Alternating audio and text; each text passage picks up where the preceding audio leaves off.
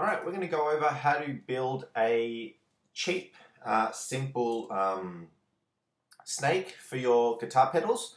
So I actually just went onto eBay and purchased most of the things that I needed to actually make my snake here. Very easy, very straightforward.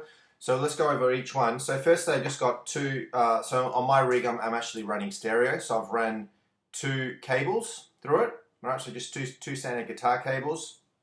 Good quality cables, I think, is an important thing. And I'm also running two powers as well.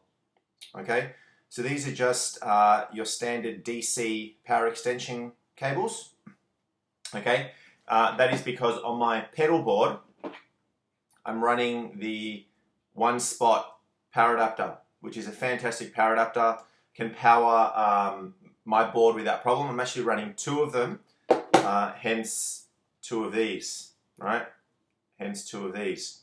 So on my board I've actually got two inputs for my power, which these two go into, okay?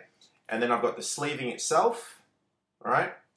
And then I've got the heat shrink and the ends, just make it neaten up and just look a bit better, okay? So all I did to do this was I just went onto eBay. Well, firstly, the cables I bought from a music store, right? So from a music store that sells good quality cables. They're the two that I bought. From eBay, I went and just looked for expandable braided cable sleeving. Okay, so this particular one that I'm running is 12 millimeters. That's the size that I needed to fit two big cables as well as my two powers as well. And this cost me, in Australian dollars, which is similar to the US dollar, about $4.50 per meter.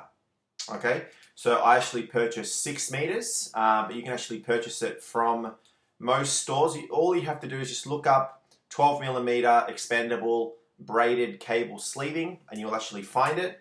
And the good thing about it is, you know, you actually, I can't show you here because it's all tight, but when you push it together, it sort of expands up, hence the name Expand, and then you can feed your cable through slowly. It is a bit of a tedious process, but once it's done, it provides a really, really nice result. All right.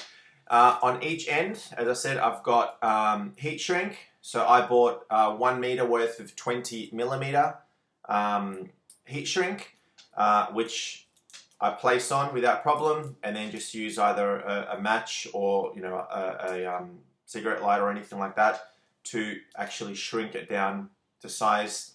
Because what you'll find is that the ends of the sleeving here may fray, right? You'll get little bits that fray out. So you cut those off and then just put the sleeving to make it just look a little bit neater, okay? And also was the two powers, okay? So again, your setup may be different. So if you're running a DC brick or anything like that on your board, you may want to run a standard kettle cable extension to your board, depending on what you need. In my setup, because I am running the one spot, right? We're running two of the one spots, and my board has those inputs, and I've got it all already, you know, set up that way on my board. I just needed two of these, all right? So I've got two of those, and the other end is just your standard one of those, okay? And that is a DC, so I just looked for 2.1 or 5.5 millimeter or 2.1 inch, I think it is, DC power extension cable, okay? And I purchased 6 meters, I think it was as well. So I purchased 6 meters or 5 meters worth of that one, okay? And you can find that without problem on eBay. My one cost me $7.50, and it does the trick. You can purchase ones that are a bit more expensive, but for what I need, I think it does the trick without problem. I haven't found any voltage jumps. I haven't found any short circuiting. The cables have been pretty good. There were some that were a little bit cheaper, but I generally went for a store that had good ratings and for the actual item itself that was fairly popular. All right, so that is my entire cable snake.